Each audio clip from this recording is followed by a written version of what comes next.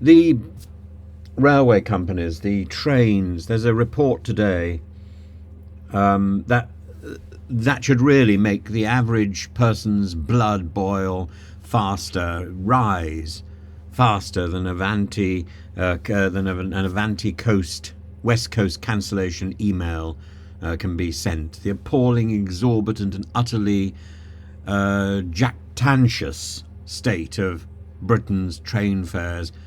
If we first acknowledge that UK train operators have achieved something finally that is remarkable, they've managed to create a rail system so costly, so dilatory, so downright shambolic, that even the Swiss, masters of punctuality and efficiency, would raise an eyebrow at the achievement. According to a recent analysis by Transport and Environment, our Great Western Railway fares are 2.2 times higher than the European average for routes of a similar length.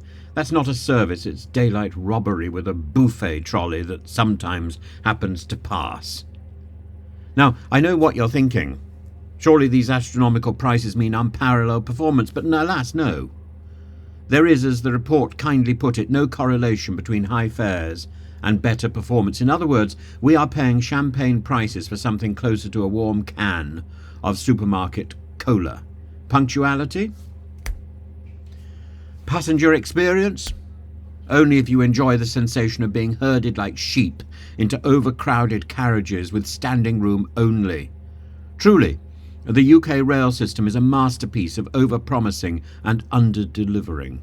And what about the beloved Eurostar, a beacon of connection to the continent, except its fares are nearly double those of other high-speed operators in Europe? A spokesperson claims the issue isn't the Channel Tunnel. Well, thank heavens for that. At least we know it's not engineering, but sheer avarice driving up the cost in Britain.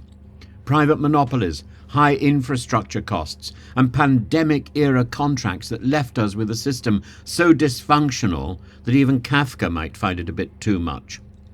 These companies, bless them, are now pleading for sympathy, insisting that they're working tirelessly to provide better services, simpler ticketing, they cry. Oh, how we swoon at the promise of finding the right ticket for a journey that costs less than a used car. A partitioned ticket, or whatever that is. I mean, the other day I travelled to Oxford, and I had so many tickets, and I couldn't quite work it out. Because it's as if I am now participating in the fiddle. And let's not forget the government's brilliant contribution of 4.6% fare increase for regulated tickets in 2025.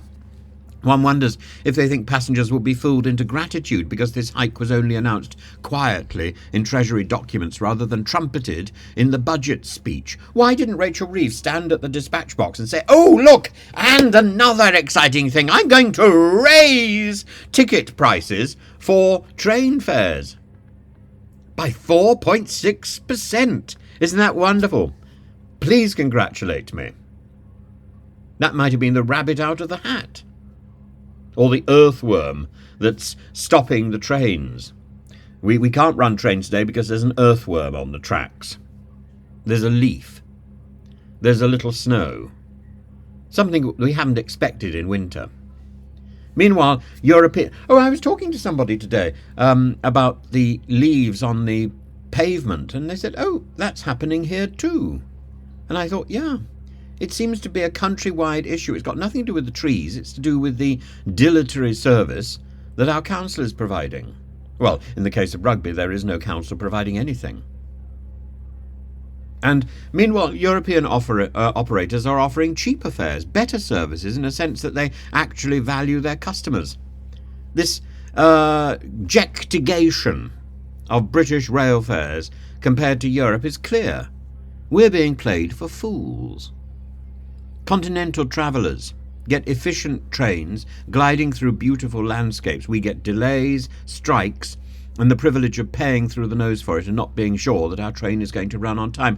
I was thinking, I have to go to London in a few days' time, and I can't plan my day because I can't be sure I can get back in time to teach. I can't plan. It's as absurd as that. And because despite this chaos, We're expected to think there's hope. Activists and lobbyists demand a proper international rail strategy, urging the government to stop prioritising profit over passengers. Well, who are they going to talk to? Because the trains are owned in Europe. The trains are not owned here. The track is owned by somebody else, and the drivers are paid exorbitant prices because they keep going on strike if they don't get paid. The point is, it doesn't matter whether it's nationalised or whether it's privately run. It's still appalling because we don't have our own trains anymore. Perhaps one day we'll have a system where train travel is affordable, reliable, and even, dare I say it, enjoyable. But that's to put the clock back to the days when we invented train travel. Until then, pack a sandwich, cultivate a stiff upper lip, tighten your belt, and perhaps grab onto your life savings for the privilege of travelling by rail in Britain. That is one of life's great absurdities, and something that, frankly, I would prefer not to do.